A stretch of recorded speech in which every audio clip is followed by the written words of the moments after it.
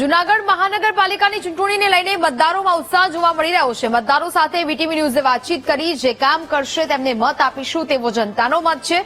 શહેરમાં અમે કામને ધ્યાનમાં રાખીશું, લાઇટ, પાણી, ભૂગર્ભમાં કામ કરે તેમને જ મત આપીશું તેવી વાત જનતાએ કરી છે।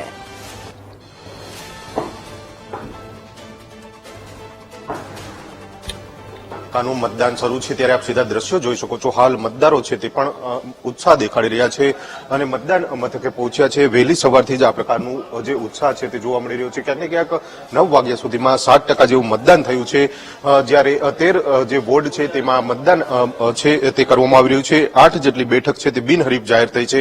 આપણે મતદારોને પૂછવાનો પ્રયાસ કરશું, શું જોઈને મત આપશો તમે? મત કામ જોઈને મત આપશું। શું લાગે છે આ વખતે કોની સરકાર બને છે? તો આપણે કઈ ના ખ્યાલ પડે। મુદ્દા છે જેને જોઈને શું જુનાગઢને શું જોઈએ, તમારા લોકોને શું જોઈએ? અમારે તો રોડ રસ્તા હારા જોઈએ, બીજું તો હું આમાં જોઈએ, કામ કરે એને દઈએ। જે પ્રમાણે મતદારો છે તેમાં પણ ઉત્સાહ જોવા મળી રહ્યો છે। શું કહેશો, શું જોઈને મત આપશો? કોર્પોરેટરને। શું તમારી જરૂરિયાત શું છે, વિસ્તારની જરૂરિયાત શું છે તમારી? વિસ્તારની જરૂરિયાત રોડ, ગટર, પાણી, પ્રાથમિક સુવિધાઓ। પ્રાથમિક સુવિધાઓ, આંગણવાડી। હજુ સુધી નથી પ્રાથમિક સુવિધાનો અભાવ જોવા મળી રહ્યો છે? ના, અમારે એમ તો બધું થઈ ગયું, પણ આંગણવાડી એક બાકી છે।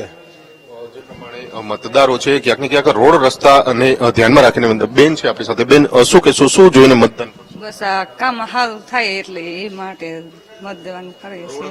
આંગણવાડી? હા, આંગણવાડીની જરૂર છે વધારે। બીજી પાણીની બીજી કઈ જરૂર? પાણી તો વાંધો નથી એમ તો, પણ રસ્તો થોડોક છે કેવડા। જે પ્રમાણે સિનિયર સિટીઝનો છે તે પણ માજી, શું કહેશો, શું જોઈને મતદાન કરશો? તો પાણીની લાઈન નખાઈ ગઈ, કનેક્શન બાકી છે ને રોડ રસ્તા હારા જોઈએ ને એક આંગણવાડીની સુવિધા, બસ શું લાગે થઈ જશે? થઈ જશે, આશા છે, આશા છે। સવારથી જ મતદાન માટે આવી પહોંચ્યા છે।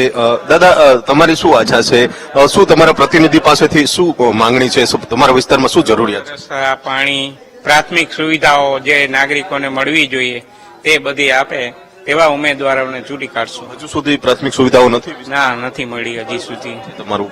અમારા વિનાયક ગ્રીન છે, પણ અમારી પોતાનું છે બધી સુવિધાઓ, સોસાયટીની પોતાની છે। મહાનગરપાલિકાએ કઈ નથી? હા, એણે નથી કર્યું કઈ। એટલે જે પ્રમાણે મતદારો છે વહેલી સવારથી જ તેઓ આવ્યા છે અને મતદાન કરી રહ્યા છે, ત્યારે ક્યાંક ને ક્યાંક પ્રાથમિક સુવિધાનો અભાવ હોવાનું પણ ક્યાંક સામે આવ્યું છે, જેને લઈને હવે જે મતદારો છે તે પણ આ બધી બાબતો છે તે ધ્યાનમાં રાખીને પોતાના મતાધિકારનો ઉપયોગ છે તે કરી રહ્યા છે।